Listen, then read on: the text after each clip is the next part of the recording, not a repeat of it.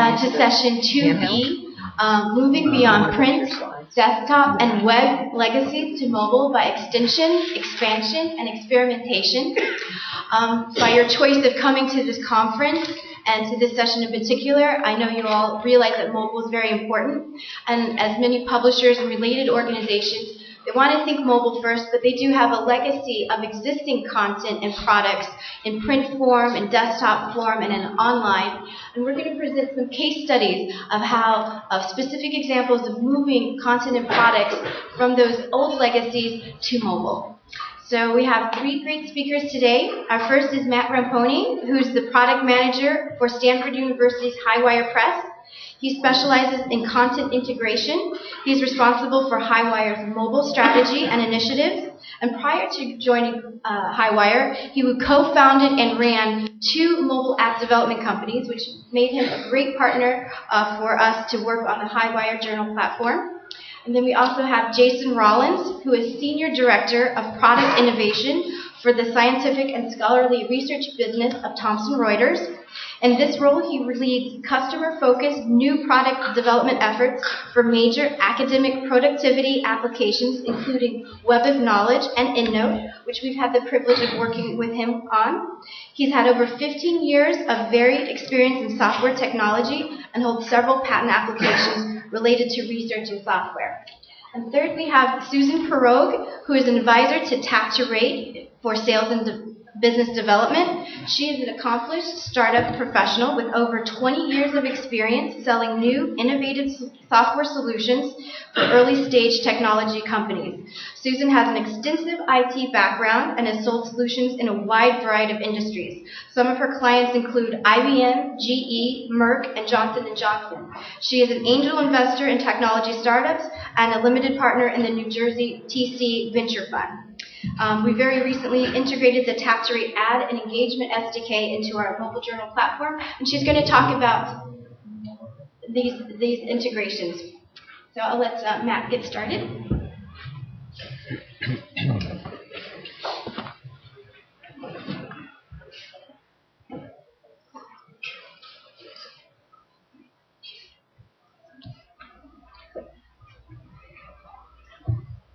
Alrighty, thank you, Sinead. A little adjustment here.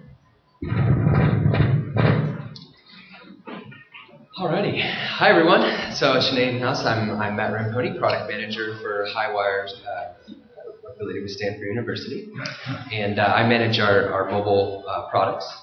And before I talk about going from online to mobile and the decisions we made and some case studies, I want to kind of take us back in the Wayback Machine to the mid-90s and look at when we started taking journals from the print world online.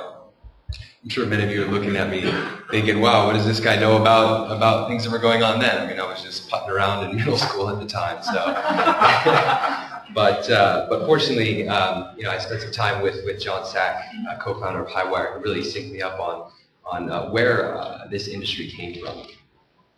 So going back to the 90s, the mid-90s, there were emerging problems from the print publication that really needed to be solved. One was that the journals were only available at the library, and the library had only limited hours in availability.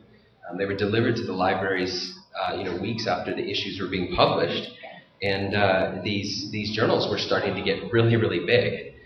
John, I still have trouble believing it, but John was telling me about how the JBC at the time was a really thick journal being published once a week. And this was, when he showed me the size of it, it looked almost like a book. So it was quite amazing. And so at the time, the World Wide Web presented an opportunity for a new journal paradigm, one that would solve many of the pain points that were hampering the research communication, more specifically the lack of speed, the rigid format, and rising costs. So Highwire and JBC took the first steps into the unknown in bringing a print journal online. And we were actually one of the first group of people to kind of look at things in a different way and look at a collection of articles as a database rather than an issue.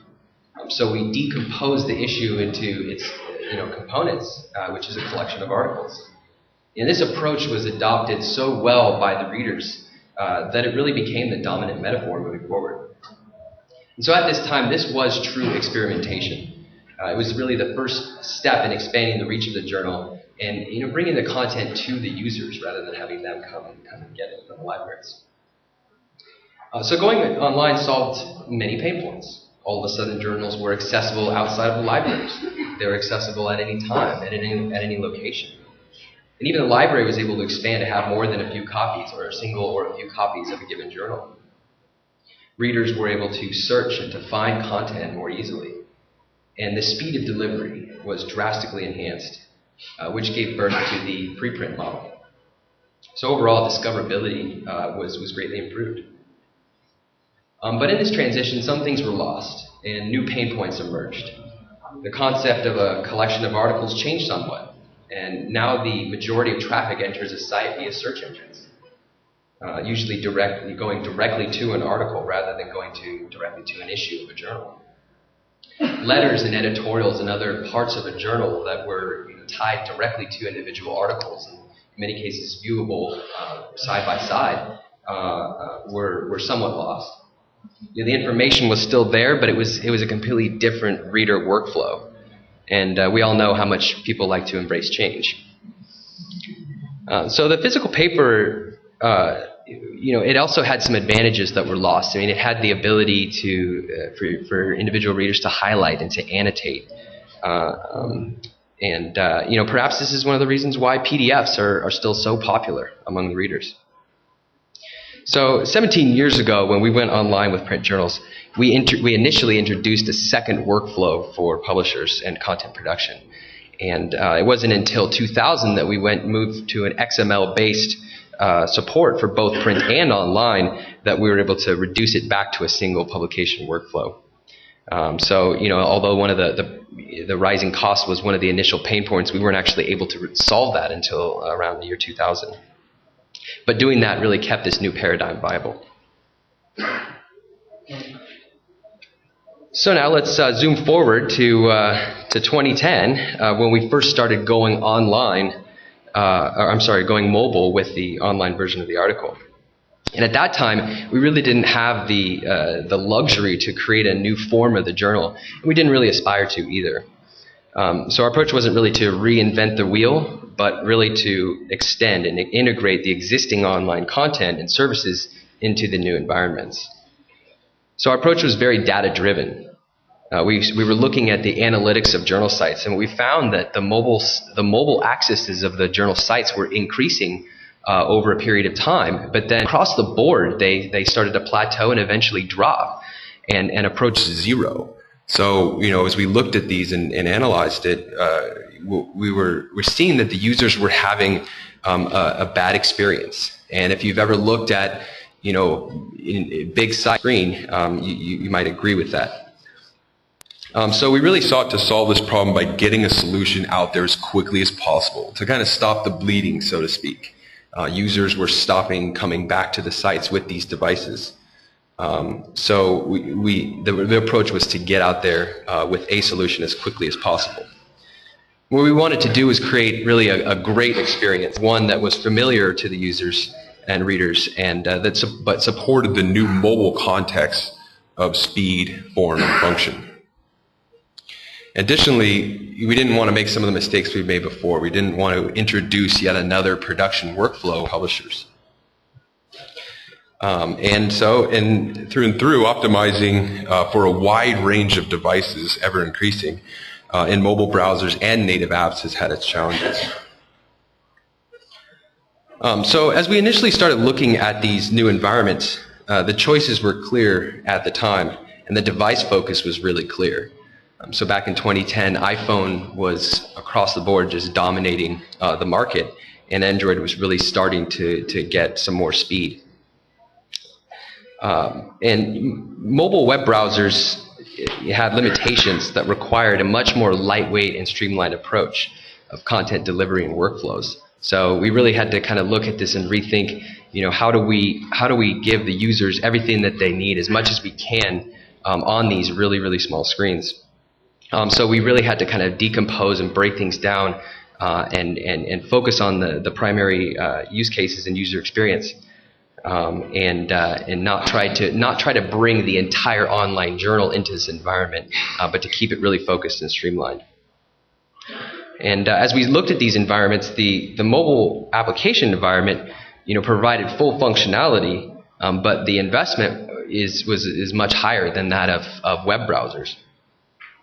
So in kind of looking at all of this, as we started to define our mobile strategy and our approach, we looked at mobile websites and the mobile web browsers as being a device agnostic approach. So this is our breadth approach to cover the widest range of devices as possible.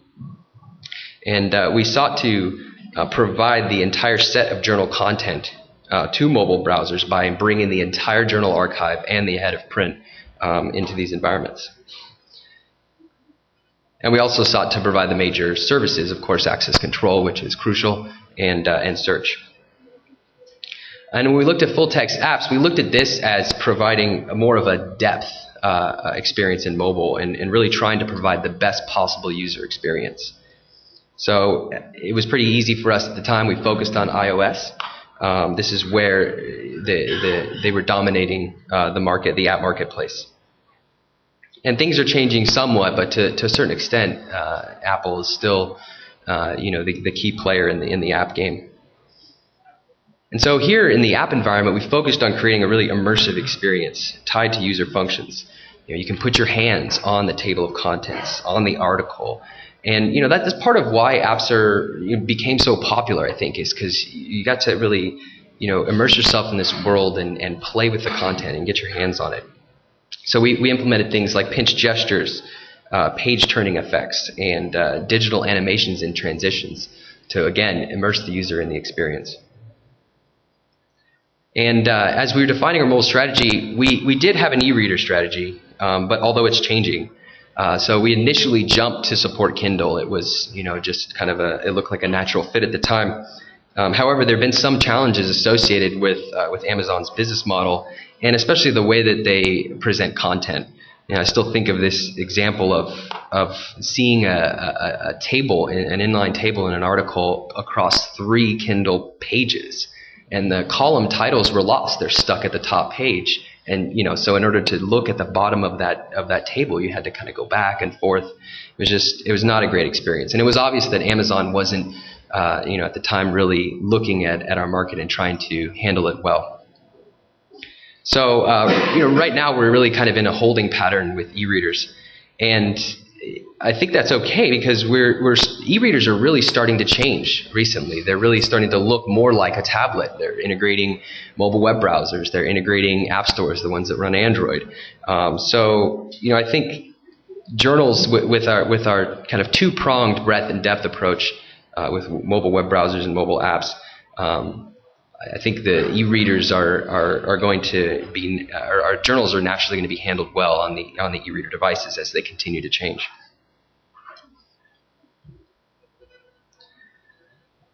So with our mobile implementations, we did several user studies so that we could really be data-driven about our approaches.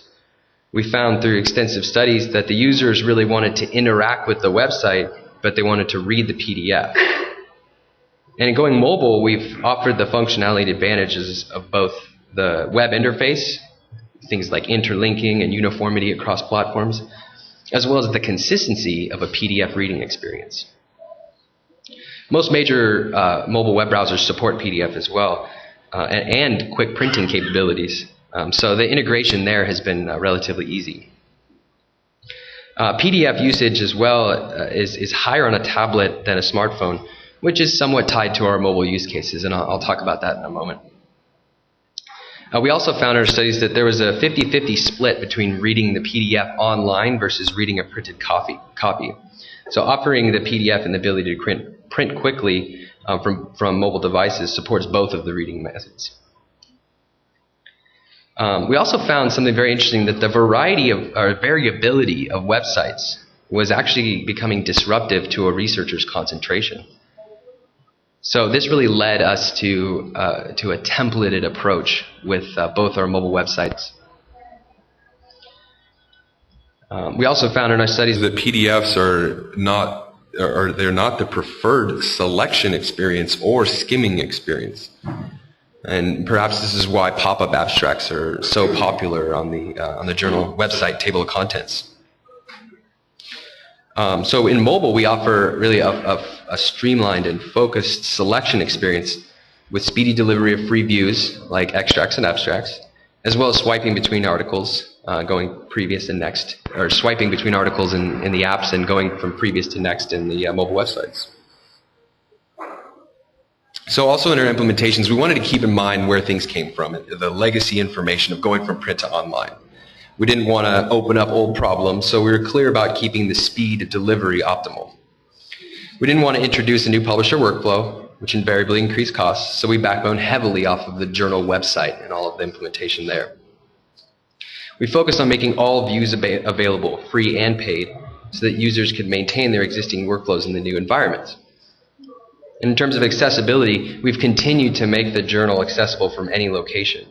And to the point where we've even extended the institutional subscription by integrating a voucher service in our mobile products.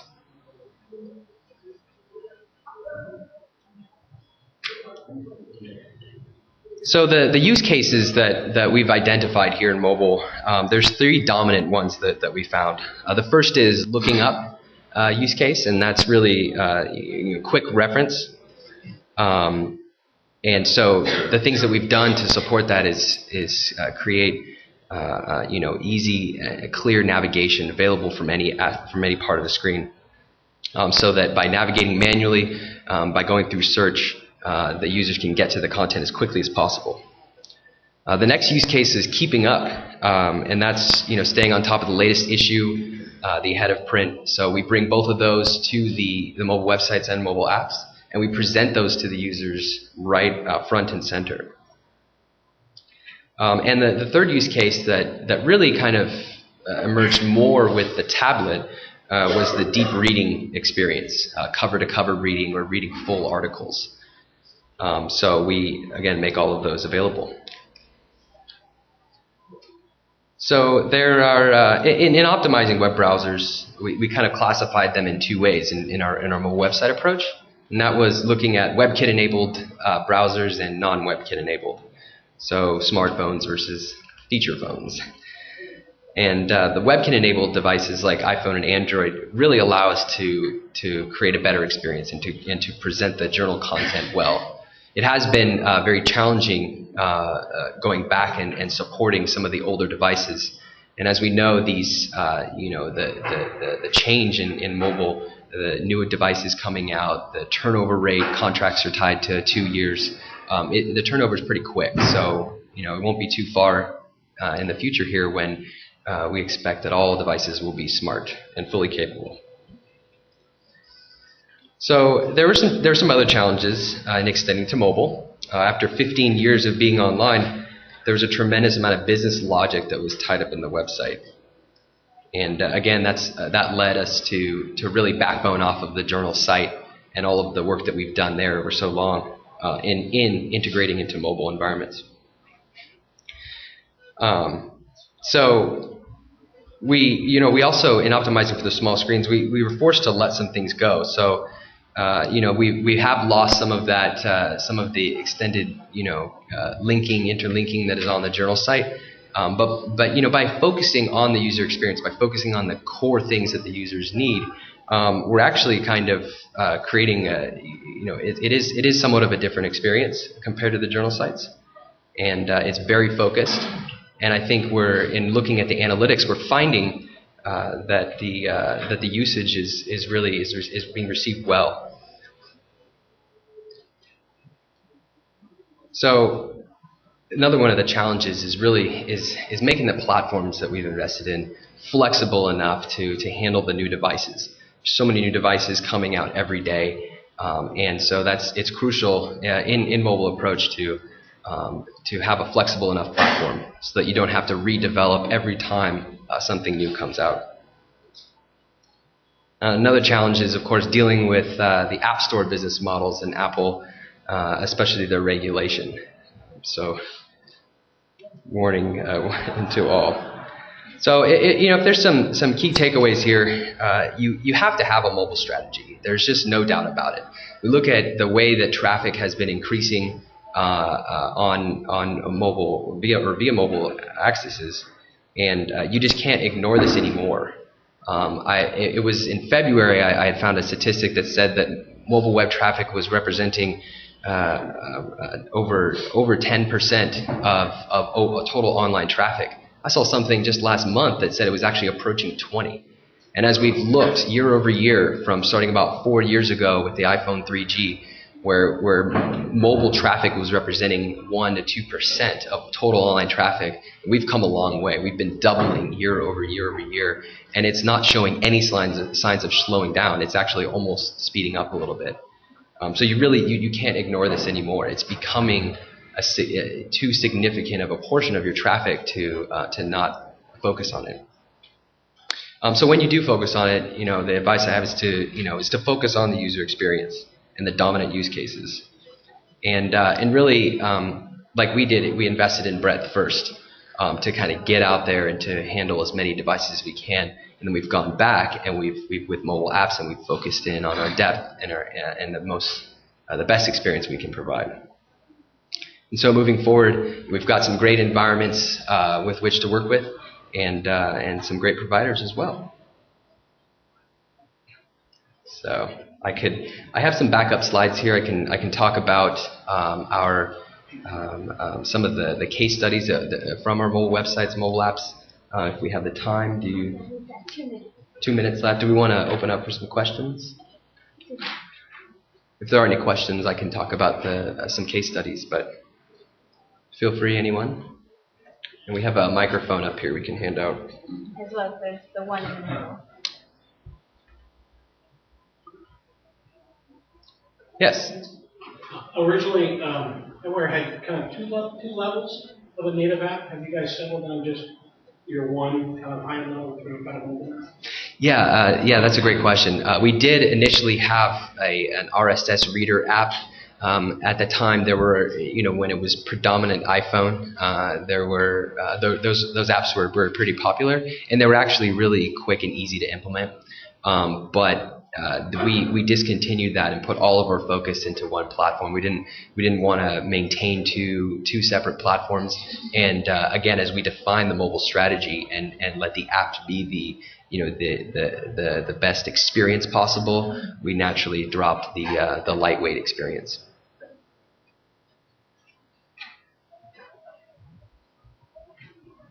Alrighty. So if anyone, I think we're out of time, but if anyone wants to come talk to me about some of the post-mortem and looking at our implementations and how well they've been received and where we need to improve, feel free to come talk to me. Thank you.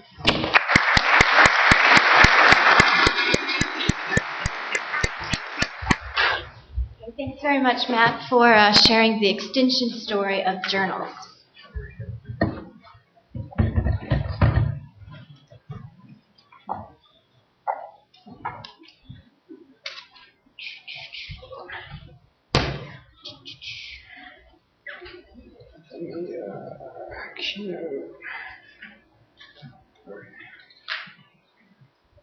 All right, thank you, Shanae and Matt.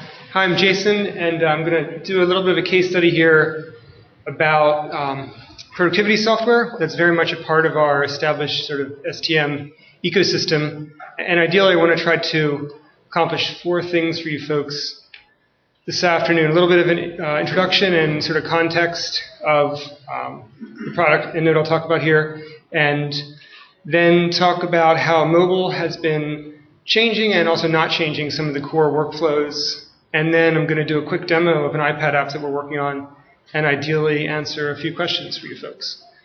But before I start, I want to have a word from my sponsor here. I work for this little company called Thomson Reuters, so maybe some of you have heard of us. And I'm going to not officially represent every single thing that we do, but I'm going to talk about some of the products that we do offer for folks in our STM space here.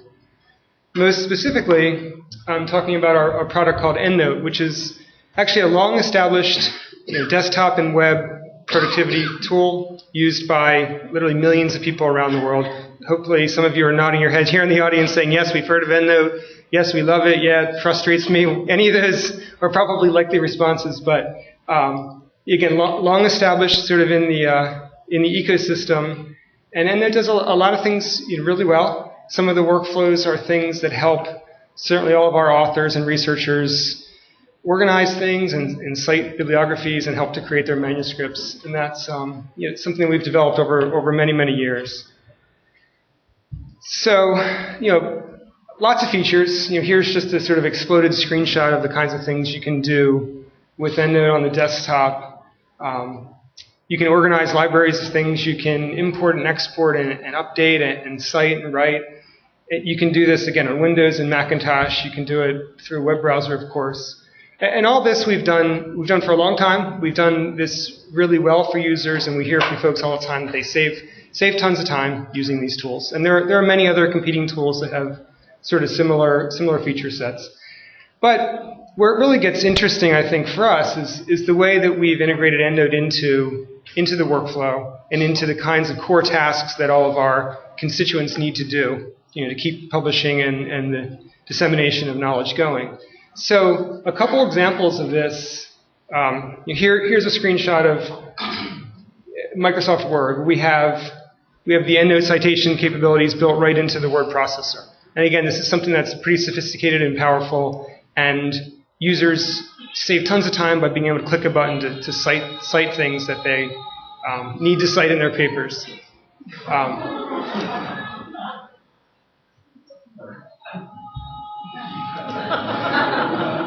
We have a chorus in the background here. So another example of a workflow that hopefully many of you are familiar with is this idea of being able to directly download citation metadata, whether it's labeled EndNote or most of us hopefully on our journal pages and our publishing platforms have that kind of an option.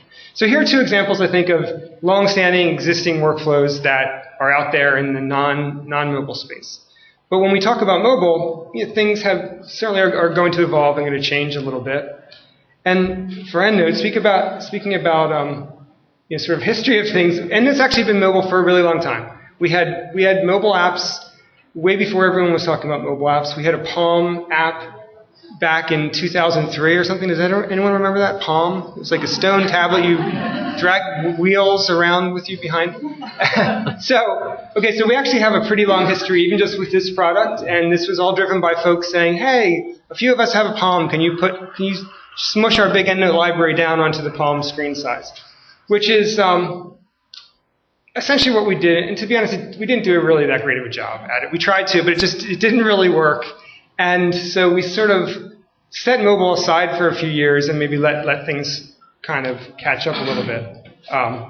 So now, why are we talking about mobile right now? Well, most of us know this, but we'll just go through some of the highlights. Of course, the proliferation, broad adoption of devices. I just saw yesterday on All Things Digital this stat about how 30% of us now, 30% of adult Americans have either an e-reader or a tablet, and that's up from just 2% of us 3 years ago.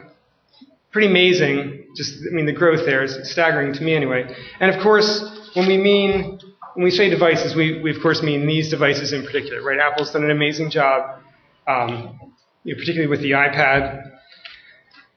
The power, the convergence of the phone, the pocket computer, and everything you can do with these devices, again, it's just light years ahead of where it was, 3 or 5 years ago.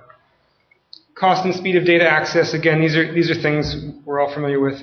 And then, of course, when it comes to apps, the sophistication and the delivery option. So inevitably, the question comes up, I think Matt certainly touched on this a little bit, and all of us have been thinking about this over the past few years. Well, why an app versus a mobile web page? And to be honest, for our products, for our web knowledge platform, for EndNote, we have nice mobile optimized pages, and those have been out there for a while. And if you want to look at something real quickly on your smartphone, you certainly can do that. But what we've heard from our EndNote customers is that they really are the ones that are adapting the tablet. And so that's a core part of their workflow now. Just even in the past year, we've heard this from thousands and thousands of people. So for us, it really made sense to develop a native app for the iPad in particular. And this is where, again, the workflows are sort of changing a little bit. Whereas on the desktop or through the web, EndNote users, and again, folks who use similar kinds of products, even if it's not exactly ours, are using these tools to save themselves time, primarily when they're writing a manuscript. But what we've heard from customers for their desires and what they're really interested in doing with their iPad is much more collecting a few items quickly and then being able to read the PDFs and maybe annotate them and then synchronize when they're back to their desktop. So that's definitely a shift. And the other thing for us that's definitely positive is that we've talked to literally thousands of customers from around the world, and almost none of them have said they expect this to be free. They all expect to pay something for that. So I think that's a good position for us to be in, since we have a history of, as Thomson Reuters, selling premium priced products that clearly deliver a premium value. That seems to be natural that would translate over into the mobile app space. So why don't I now give a quick demo of this app. And this is a beta, of course, but I'm going to show you some of the things that we have included. So essentially what we have in this application is, as I described, the ability to collect and organize some metadata, to look at PDFs, to annotate PDFs. So here's a PDF that we created for our beta testers, and we have ability to scroll through, and you can zoom in and so forth. And but what's really cool is the ability to actually sort of highlight it and draw and make notes right on the PDF. And then these annotations would, of course, be viewable on other platforms.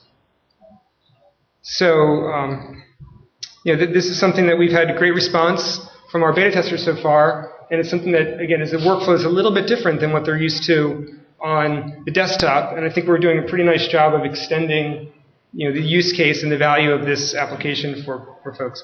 But conversely, we sort of have some of the existing core functionality that folks are used to doing through the web browser. We have that built into the iPad as well. So we have a built-in browser here, Google Scholar, just because it's easy and it's up there. If we do a search on something like SSP, for example, we're going to come up with a list of references. I think SSP probably means something different in this case, but essentially you can click this button here that says import to EndNote or save citation data, etc., as we're all familiar with from our web pages. And this allows us to save that record and essentially import that record right into my EndNote library, and there I have the metadata.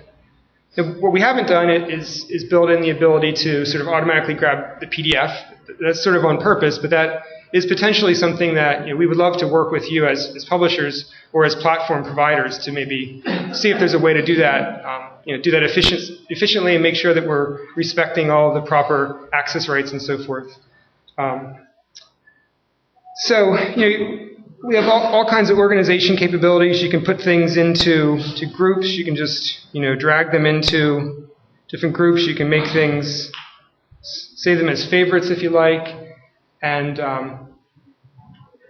we have all kinds of pretty pictures here we can look at.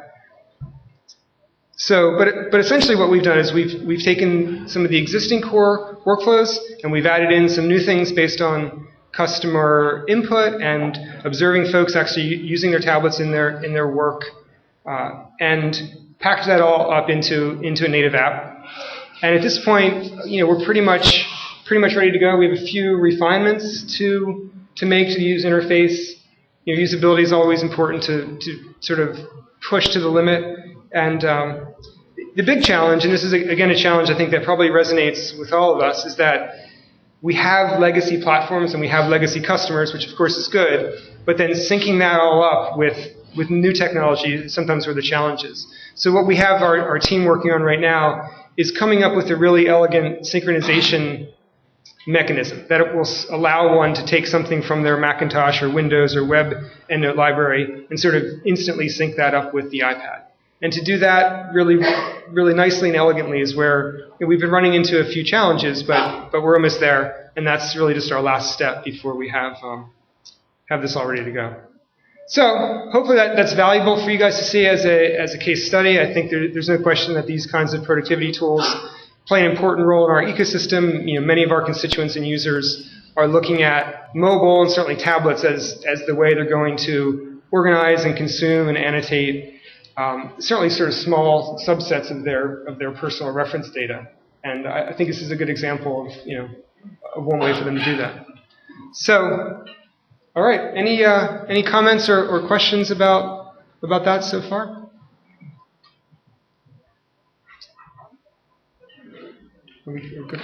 Yeah.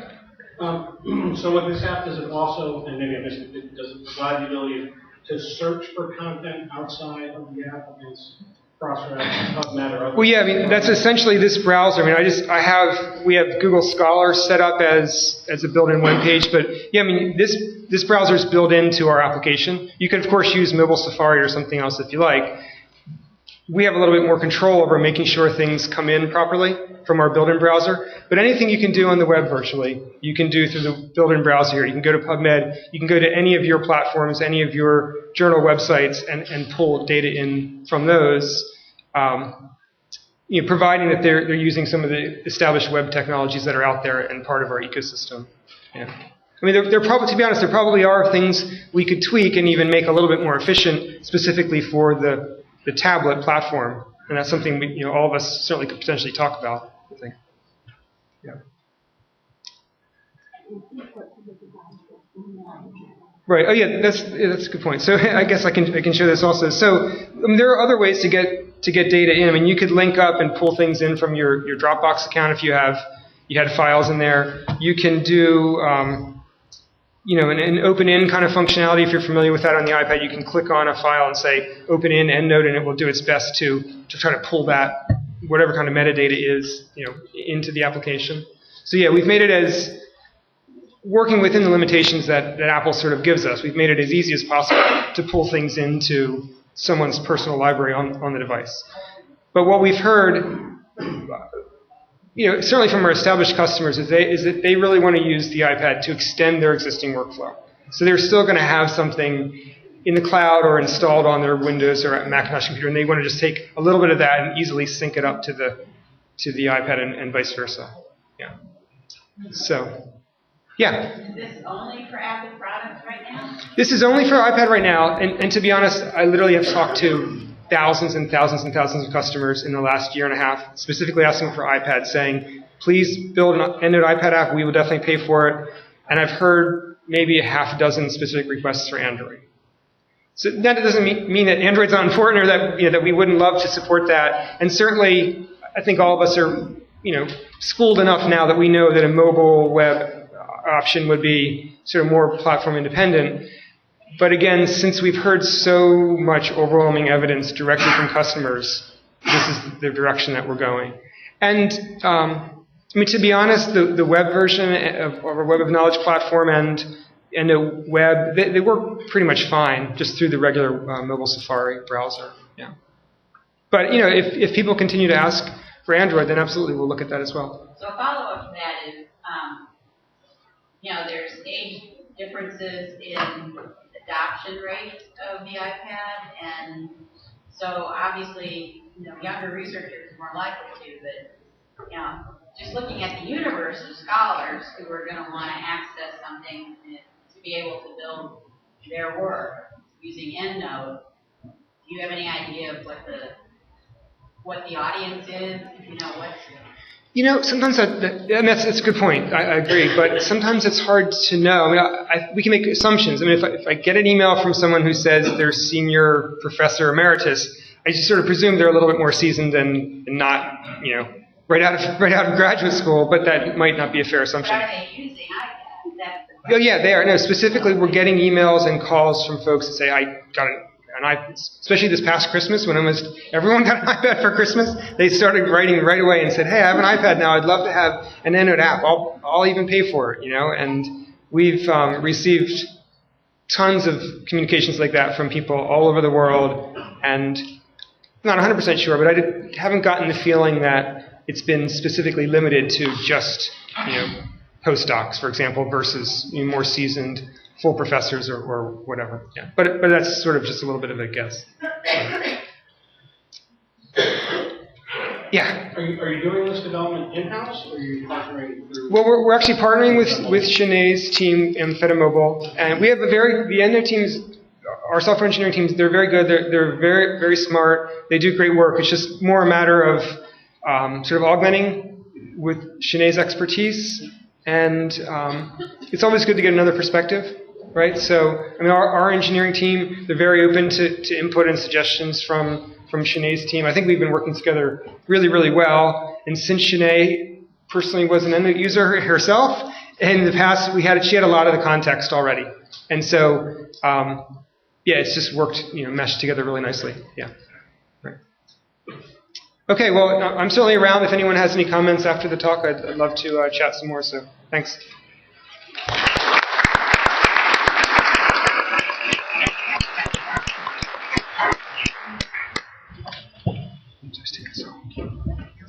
Thanks very much, Jason, for sharing the expansion case of expanding mobile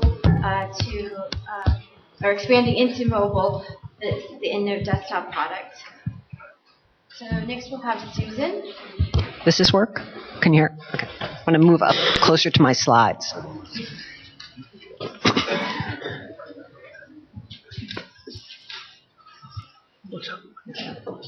Throw them up there. Good afternoon. My name is Susan Pirog with Taptoray, and Anthony is going to help me drive some slides today.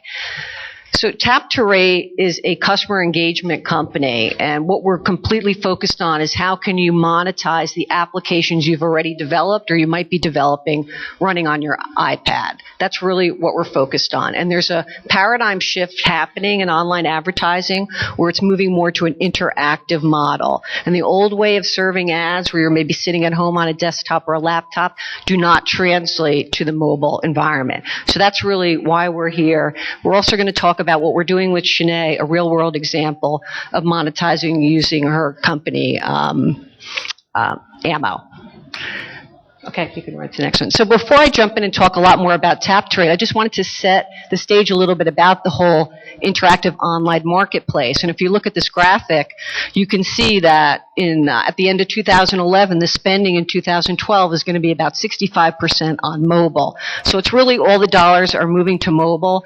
And if you track the Facebook IPO at all, you knew that they were very concerned about how are they going to really monetize mobile.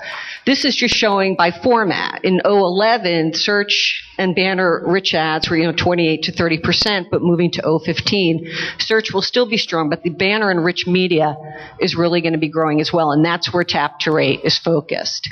And the last slide here is it's a huge marketplace for all of us because $6 billion was spent in 2011. It's going to be $30 billion in 2015 on mobile advertising.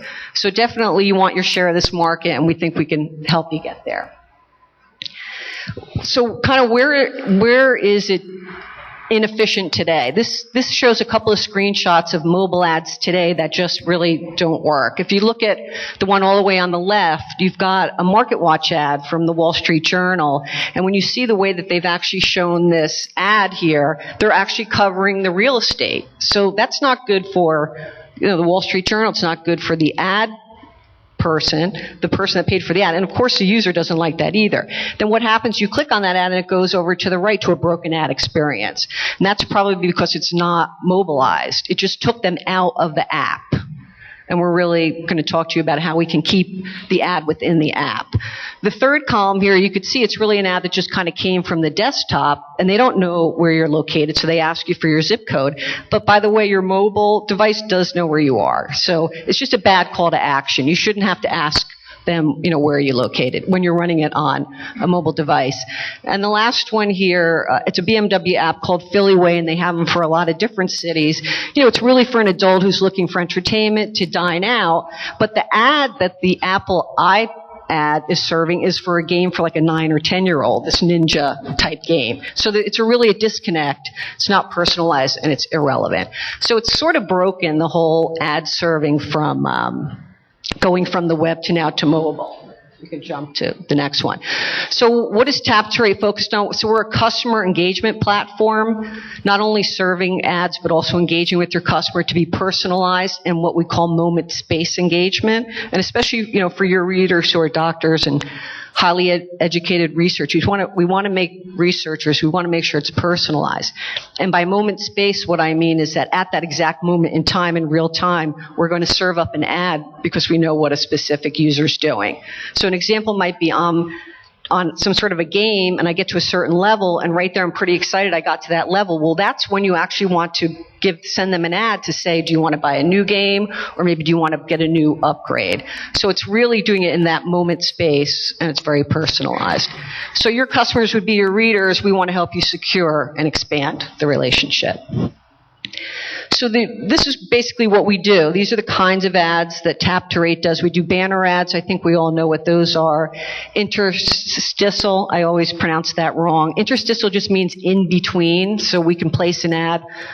You have your current page, and then before another page, we kind of slide it in there. Question and answer ads, that's a new concept that we're going to talk about here.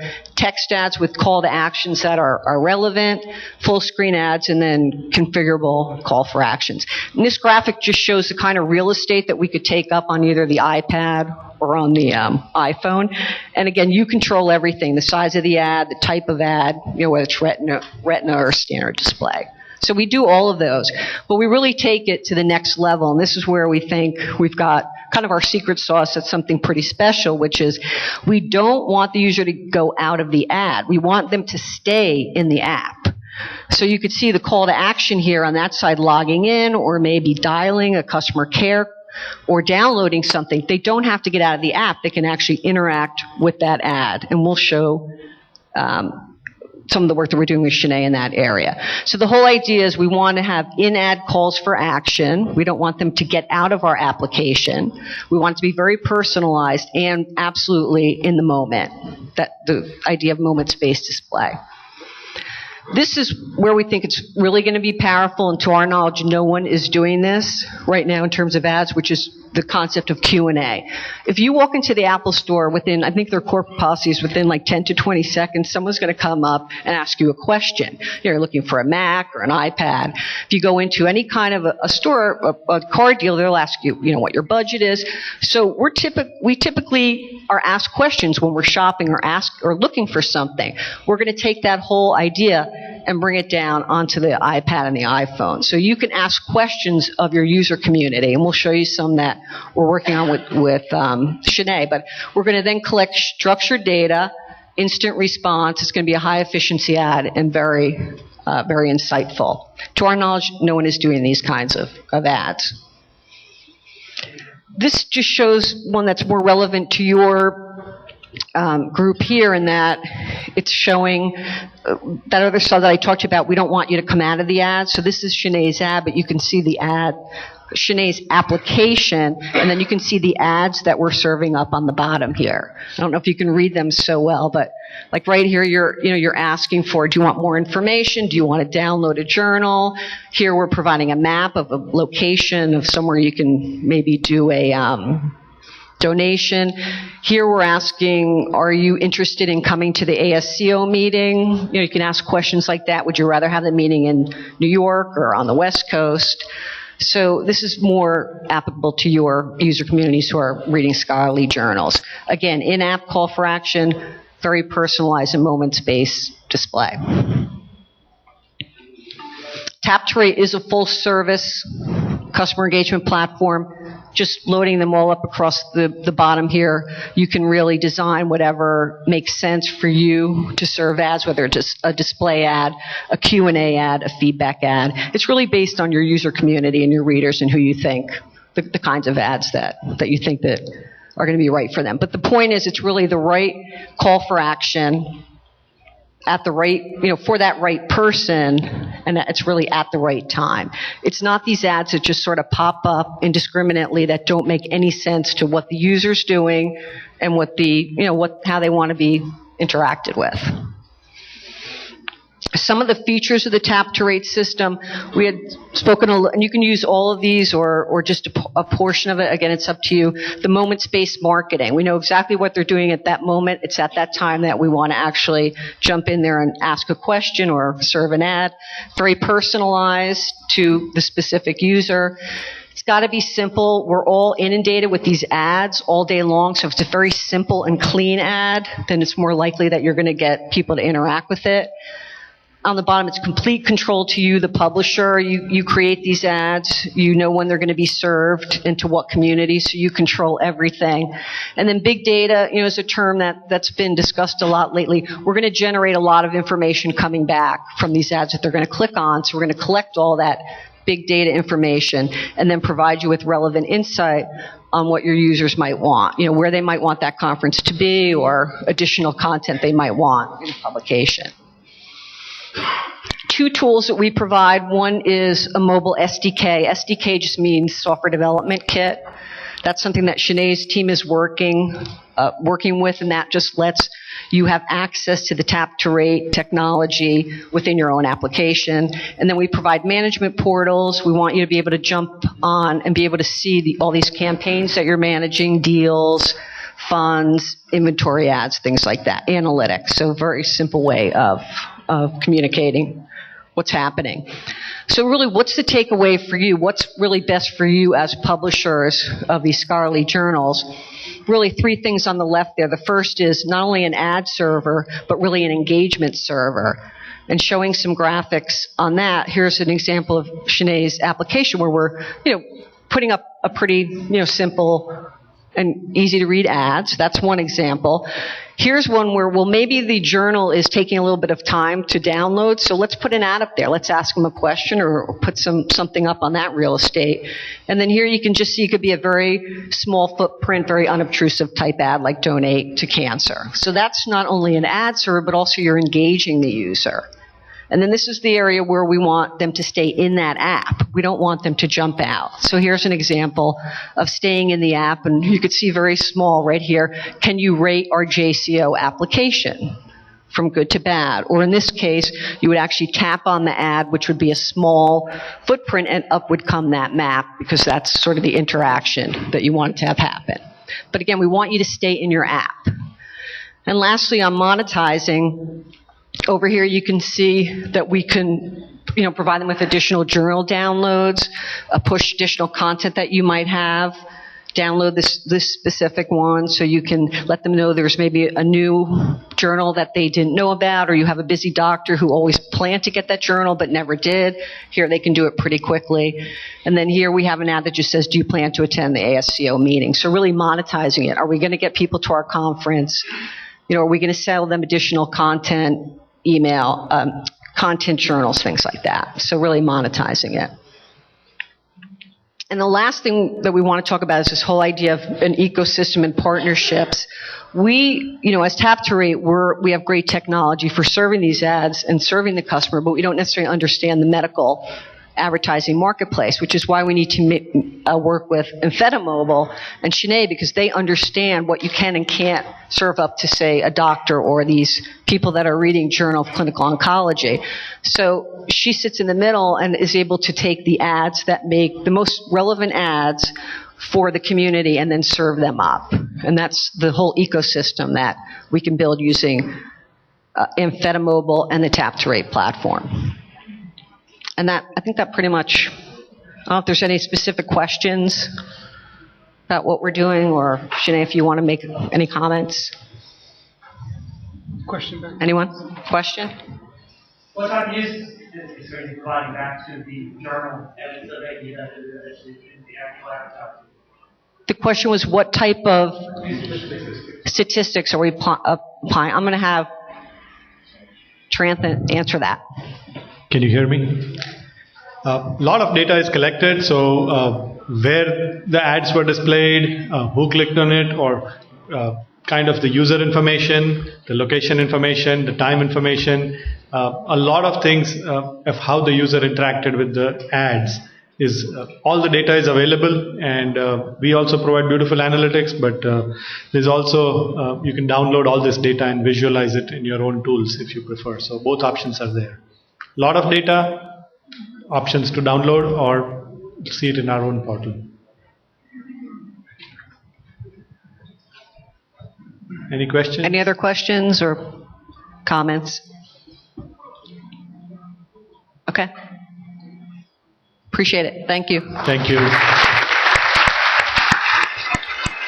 Thank you very much, Susan, for talking about experimenting with ads in a new way that didn't previously exist in the older format.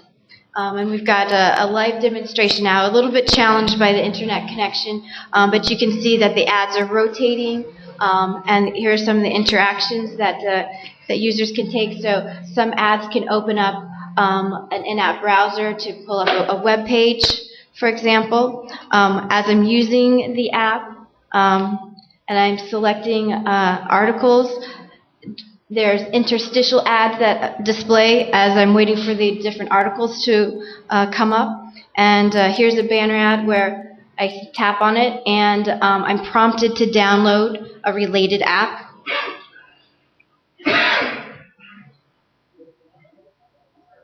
This ad also pulled up a browser. This one is that map function. So I tapped on the ad, and then within the small screen, the map came up.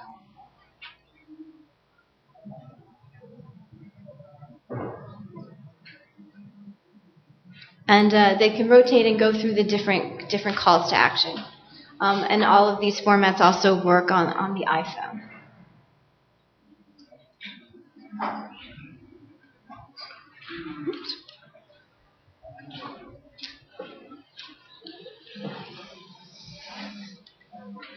So we've got 3 great case studies of extending from print to online to mobile, expanding the audience and use cases from a desktop application to a web application to an app, and now experimenting with advertising that used to exist in print and online, and showing a different way we can interact with it and get value out of it, more than just displaying a graphic, but asking questions and getting ratings, and a new way to monetize in the mobile platform.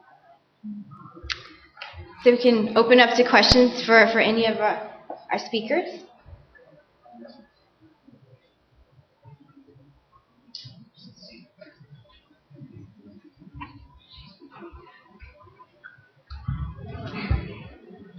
Question about the interactive ads and the connectivity. So does it support offline usage? These ads if your device is offline, you can still interact with the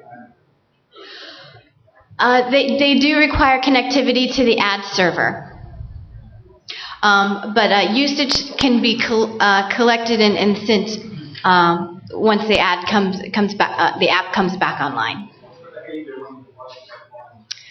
They just won't appear at all, and so the app will work as normal.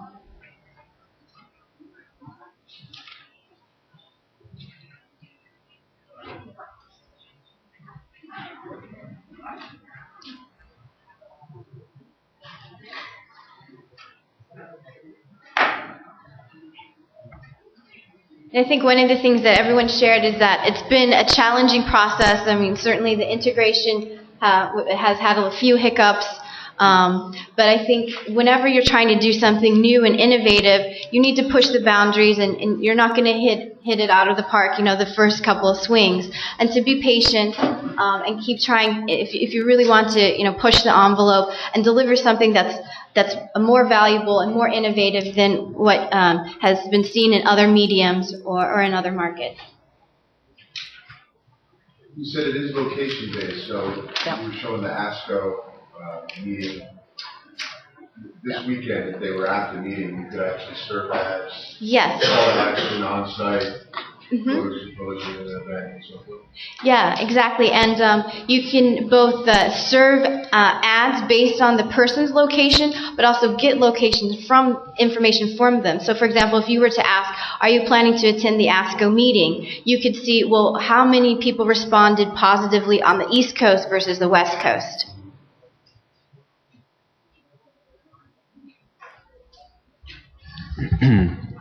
You ever see a day when someone would be able to actually register for a conference via an ad like this? Oh, absolutely. Yeah. So, for example, if you have an app where you're already collecting usernames and passwords and logged in, and then the app knows who you are. So when you answer the question, yes, I'm going to attend, the app can pass that information to the ad server. And that's why one thing we probably didn't point out is that why native ad solutions are superior to web-based ones, because native ones, the app knows what page you're looking at and who you are and can pass that information to the ad server rather than just a static, dumb browser window that is just showing whatever is being sent to it.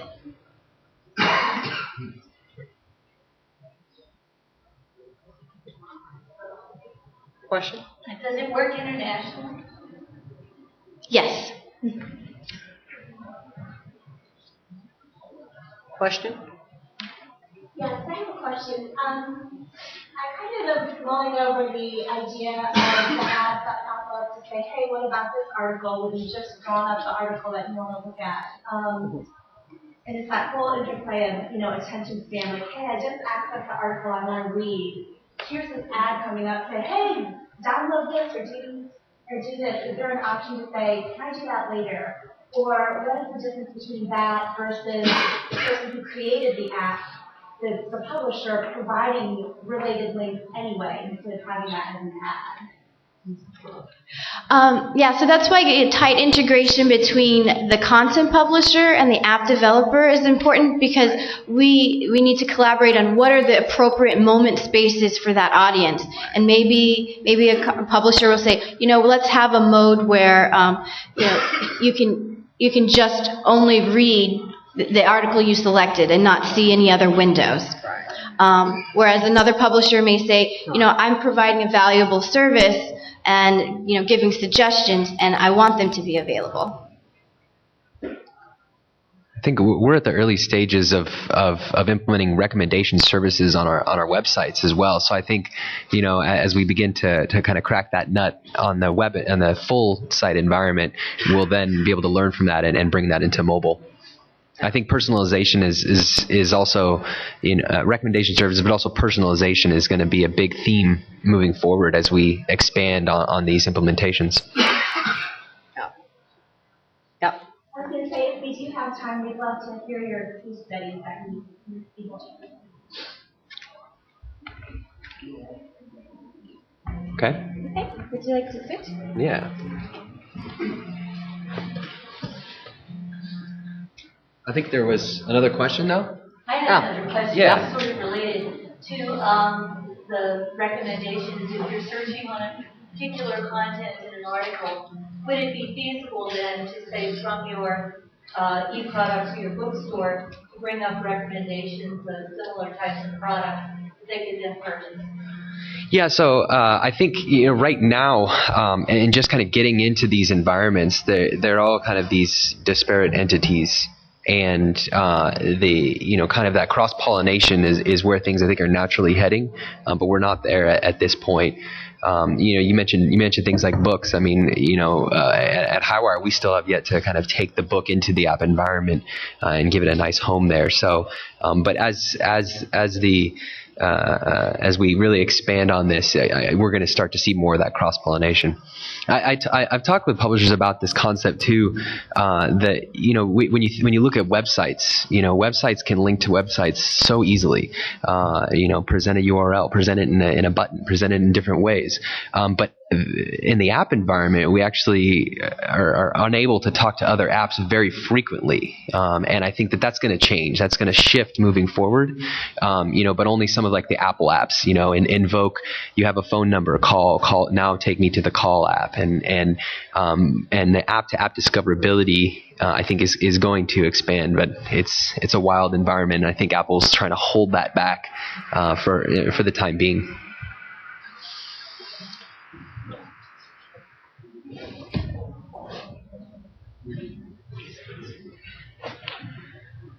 I have a pretty extensive case study that I've shared at some of our conferences, and I actually kind of plucked out just a few slides from that as kind of backup slides here in this presentation. Just some interesting information, and you kind of take it for what it is for you. As just to kind of set the theme here for the mobile web case study, I looked at about 12 or 13 journals. And I tried to slice them up in terms of average monthly accesses by page view to get a kind of a comprehensive look among this study to look at small journals, medium-sized journals, and large journals. And then pull the data out over a 12-month period. As I think many of you know, as you look at your analytics, the access it's very seasonal. Things change from month to month, and so I think getting a year's worth of data is a good sample size. So I pulled at least 1 year from every journal. And I looked at a lot of things, and so we look at, if you look at the dominant part of this chart, you've got 82% of the mobile web users are coming in and looking at content pages. So that's good. That's what we want them to do.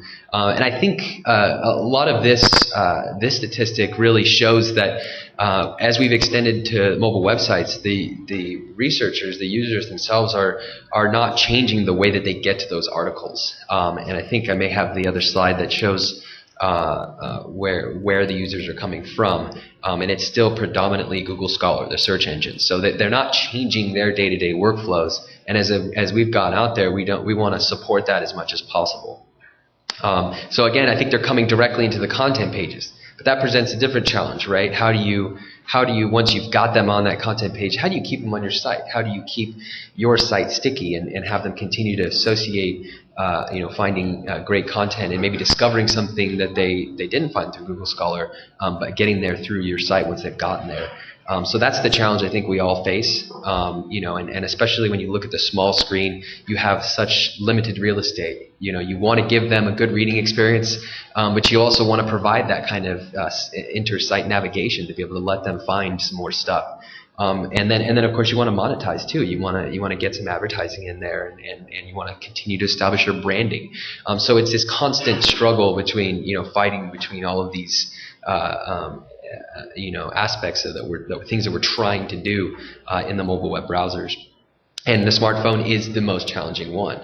But as I was saying earlier, I think kind of really cutting things down. What is the bare minimum? What are the most important initiatives to you? If monetization is more important than continue to establish your brand, give the ads some more space. Things like that. Let's see. So actually 9% going directly to the homepage. As I looked at this statistic, actually over time. Over the last 6 months, I looked at a 12-month slice, and over the last 6 months, that usage actually greatly increased. So while this is an average over the 12 months over all of the journals, large and small, that number is rising. So I think what we're finding from that is that more and more users are, as I had said before, we saw before we had mobile optimized sites, users were having a bad experience. They weren't coming back. They weren't coming back directly to the site. And I think now that we've gotten out there and been out there for more than a year, we've kind of reestablished that to the users, hey, we have mobile optimized views. Come on back to our site. And we're starting to see users come back directly to the site to keep up with the content. The average time of pages. This is a really interesting one to me because this number has greatly increased as well as we've implemented our mobile websites. The classic site has access that's close to a little over 2 minutes on average. And we see that we're actually almost there with our mobile websites. And I always say, that in mobile, the general use case for mobile is that, you don't have a lot of time. I think mobile devices are so, revolutionary because we're out and about. We're always doing so many things, and we have 5 minutes here, 10 minutes there, waiting at the doctor's office. That's when you spend time via mobile. So intrinsically, we wouldn't expect there to be as much usage as someone who's sitting down at a desktop or sitting with their laptop and is going to spend some more time looking for stuff and finding it. So I think that's what makes this really interesting. We're actually approaching the usage of the full site. I think that shows that we're creating a good experience, and we need to continue to focus on that. Search, homepage. I mean, the homepage is kind of interesting. Oh, is a question? Just a question about what you're using for the statistic of mobile. Are you defining it as those small form factor devices that will grab your mobile optimized website? Or is the tablets kind of leaned in here too? The tablets coming to your site, you're going to get the traditional site. You're only going to get mobile optimized small form factor devices. Right. That's a great point. And just to be abundantly clear, these statistics were drawn all from our mobile websites, and we do not redirect iPad to the mobile website. So it's not that it's not accessible, it's just that we don't drive the user there. They have to navigate there on their own. And in the statistics we've actually, that are feeding this data, there's very minimal iPad statistics in there. We do redirect for Android tablets, and we did from the get-go because Android initially got out with the Galaxy to 7-inch tablets. And those actually do present our mobile site very well.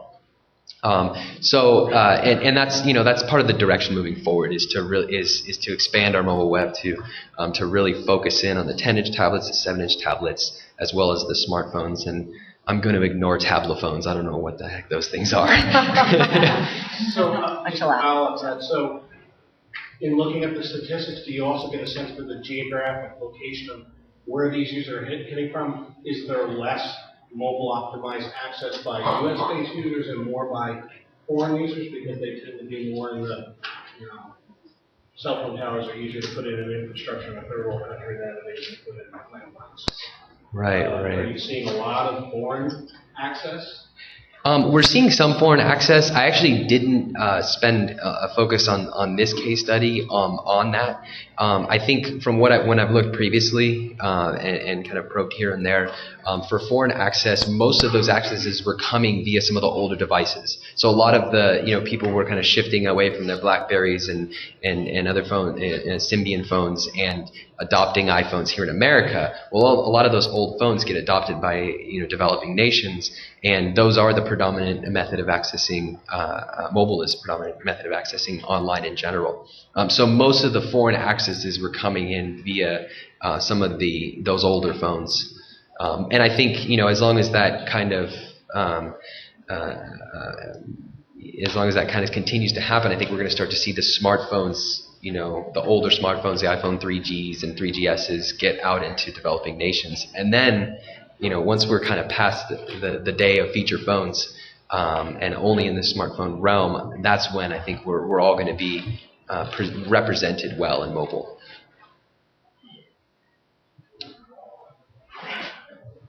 So yeah, on the homepage, I thought the homepage was kind of interesting. 36 seconds on average sitting on the homepage. It's hard to know what to make of that because you would think in our home pages we've really streamlined it so that pretty much all of the buttons that you can click on are available in that initial view and even in advertising as well. We don't push a lot outside of the fold, so to speak. But 36 seconds, you've got 5, 6, 7 buttons to tap on, and yet you're still spending half a minute to decide what you want.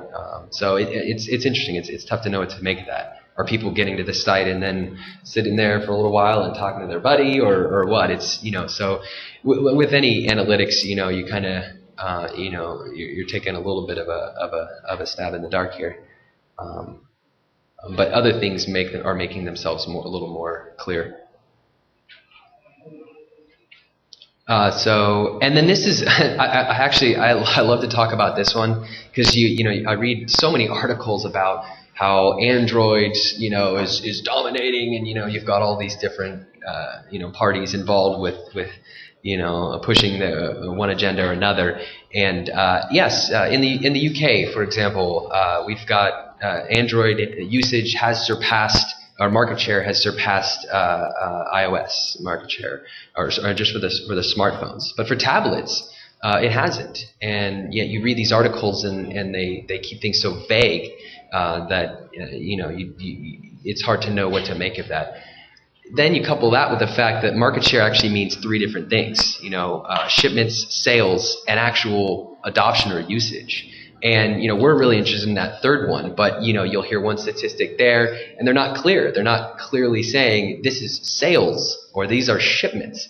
If you ship, 1 million Androids and they're sitting on, and not getting bought, then, what does that really mean for you? So I think whenever you hear these market share numbers, be really clear about and try to get to the numbers of actual usage. And that's why it's best, I think, to look at your analytics, look at your accesses and make some decisions based off your data. So Matt, I'm sorry, what percentage of your access is mobile overall? We are following, basically, our industry is no different than outside of the scholarly publishing industry. I was saying some of the numbers earlier are in between the 10 to 20% range of all mobile access just in general is coming in via mobile. Our industry is following right along with that trend. So it's about the same. I saw that article, I think, within the last month that was saying that it's approaching 20%. And I haven't done, in the last month I haven't done another, case study. So it'd be interesting to know, now that things seem to be not just going at a steady linear rate, but they're actually kind of speeding up in adoption. It'd be interesting to see if we're seeing the same, uptick as well. Yeah, it's curious. I mean, our Web of Knowledge platform is much, much, much lower than that. I don't know if the use case is probably slightly different, where you're doing more intensive searches, sort of saving metadata records. But our mobile usage is less than 1%. And globally, it's exactly the same as what we have. But we have auto redirect for smartphones to nice mobile optimized pages, but it's still, the uptake is pretty small. It's interesting. Yeah, I think researchers and clinicians are the two major groups that we're targeting. And if you look at the researcher group, you've got young kids constantly kind of coming in, and this group is, the younger crowd is coming in already with a pretty significant adoption with mobile devices. And then even the older, I think you had a question about about what the age groups. I've seen some statistics that show that actually, initially 3 years ago or so, the 40 to 60 kind of age group wasn't adopting mobile well, and people were saying, "What's going on there?" But that's changed. That very much has changed, and so to some extent, I think clinicians. They're adopting these devices as well, and for the most part, these practitioners don't have a lot of time. So mobile is very convenient and therefore well used. So when we look at this, I mean, this was clear for us. We're not, iPad statistics are not here in this iOS, and I probably should have put a little asterisk or something pointing that out. But it still is 70% of our traffic, and I think when we I don't know if I have this slide here. Yeah, this was from Tiago Costa. So this was just kind of saying the connected device traffic share, and yet here's another one of these ways to kind of break things down. But this actually is fairly close to where to what we're seeing. So. So let's go back here. So that was mobile web, and then the traffic source. Yeah, so coming in via search. And this is very similar to what we see on the classic sites as well. Most users coming in from Google Scholar. So I think it's the same. It's just they're using the same methods, and we're automatically redirecting them to the mobile views. So and then we're finding that they're staying there just as long, or almost just as long as they would on the classic site. So when we go to full text apps, it's a little bit different, and we now have Sinead, what are we up to now? I think we're up to like 15. We're starting to really get things rolling with the apps and get them out there much more quickly. So I think this case study was done with 11 or 12 apps, and actually I think I didn't include all the apps because some of them were new launches, and if they had less than 3 months of statistics, I didn't include them in the study because I just don't think that's a good enough sample size. So I used ones that just had, I think, 6 months or more. We're finding that the articles are being read a much noticeable more of time, a percentage of the time. These statistics are per session. And this kind of goes with our use cases. We talked about the looking up, keeping up, and deep reading.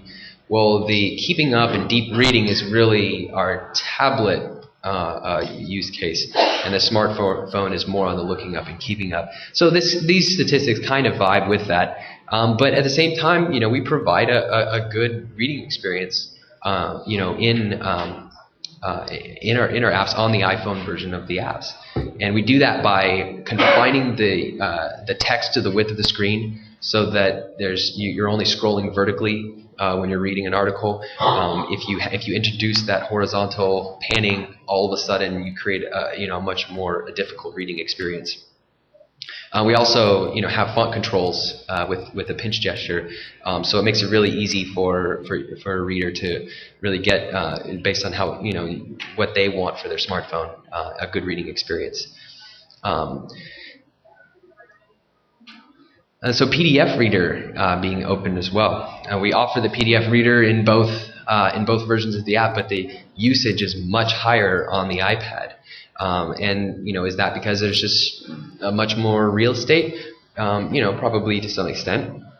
Also, I think what we found in general in some of our user studies is that the smartphone users do more of the finding and looking and finding, and they tend to print things out. So all mobile browsers, as I said earlier, have the ability to print over the air, which was a great feature, I think, of iOS 4.0 when that came out. So I think we're seeing a lot of that usage come into play here. Users with the iPhones find their articles as quickly as possible, print them out, or email them back to themselves, and move on to the next one. But with the iPad, you're sitting more times. You're sitting down. You have some more time to read, and they're using the PDFs more. Actually, when I initially looked at it too, the PDFs were being the PDF reader was being opened 50% of the time, and that was with our first, I think, 3 or 4 applications in a case study I did quite a while ago. So the number has changed, which actually is quite interesting to me. And maybe that's because some of the other apps we've implemented, just the user base doesn't want to use the PDF reader as much. Maybe we're finding that the full text and the interconnectivity of the full text is actually providing supporting their workflows and providing some advantages for users. That's something I think, I talked a lot about PDFs in my talk, but that's something that we pride ourselves on, is really kind of offering, all different forms of journals and the articles, so to support all the different workflows. And that interconnectivity is key. In-app browser being opened. This to me is really interesting because on average we're looking at about 10% of the time, no matter iPhone or iPad. And what I think that shows is, look, we've done a good job of bringing the content, the access control into the app environment, and yet 10% of the time, which I think is somewhat significant, users are still going to the web browser and doing something there. So we don't have much deeper analytics beyond that, what they're doing in the browser after they invoke it inside of the app. But part of the reason why we brought the app into the browser into the environment was to extend and let them go back to the journal site, and maybe they want the citation because we don't present the citation front and center. Maybe there's other links, other services that they're going. Maybe some of that linking and interconnectivity we provide with the HTML views inside the app are invoking this. So they're using it. That's significant. What this has, though, recently we found some challenges with Apple because if you invoke the in-app browser, the potential is there, whether it's even if it's convoluted through 3, 4, 5 different pages being loaded, you could get to a place where you could pay for something. Apple says, no, we want 30% of that. Even though we're talking about the free and open web, it's not free and open when you're on Apple's platform. So we've actually seen some rejections recently with that, and it's a caution to anyone who's getting into the app environment. You naturally want to bring as much of your content and services, to the users, and we've got apps have these in-app browsers. There's value to them, and yet Apple is saying no. So it's something to be wary of when you're getting in there and you want to start linking and providing as much as possible.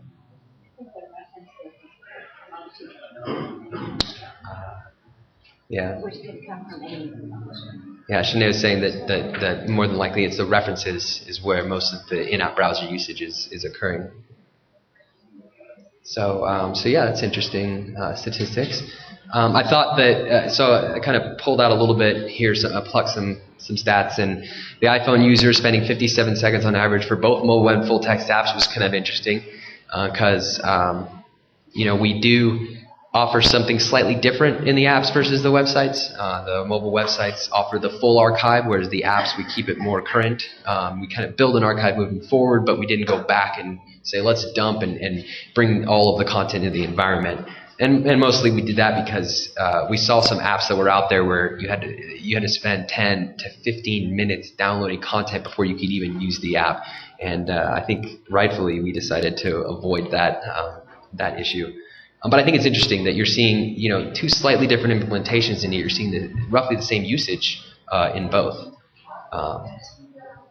So content being read more, content pages being accessed more on the mobile websites versus the full text apps.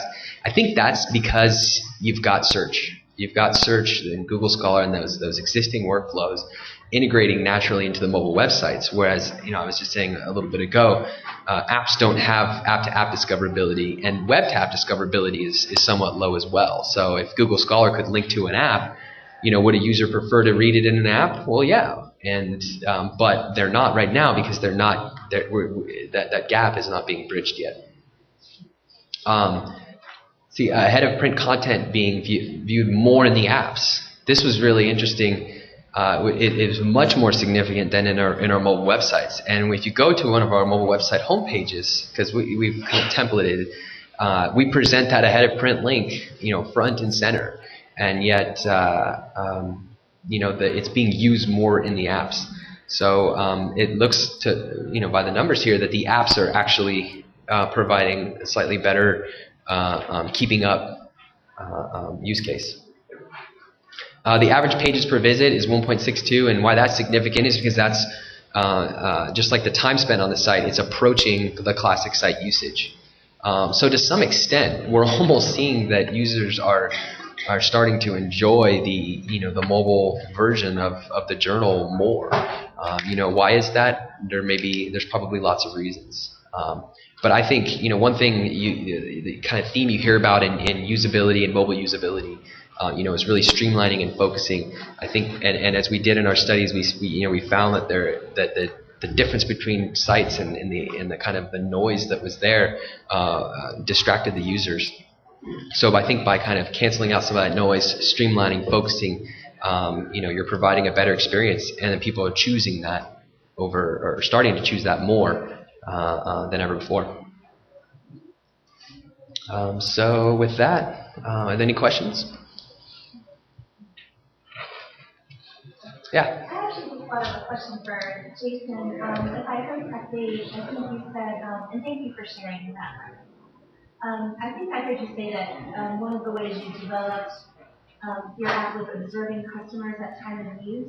And if I heard that correctly, I was wondering if you could talk about how you actually implemented observing customers at time of use.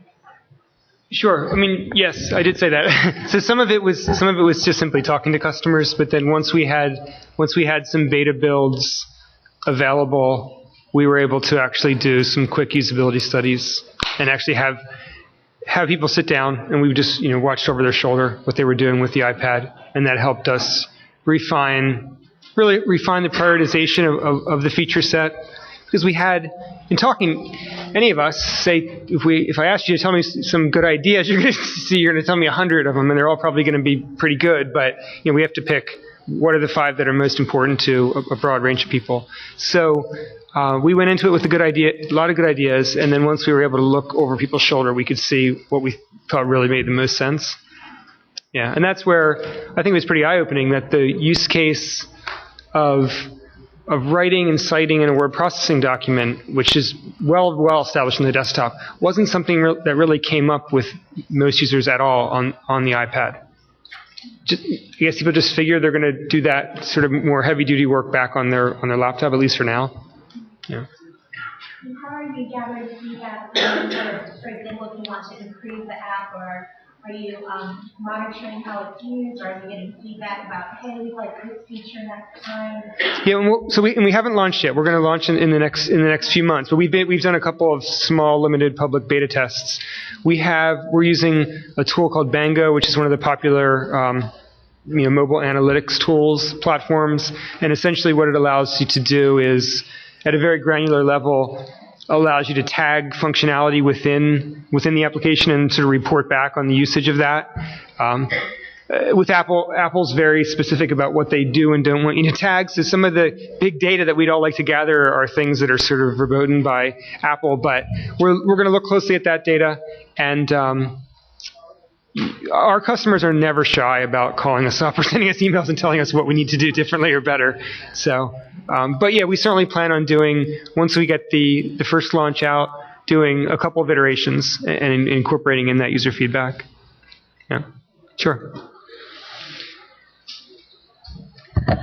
Okay, thanks very much. And I thank our speakers today for their preparation and time and sharing their use cases, and thank you all for attending.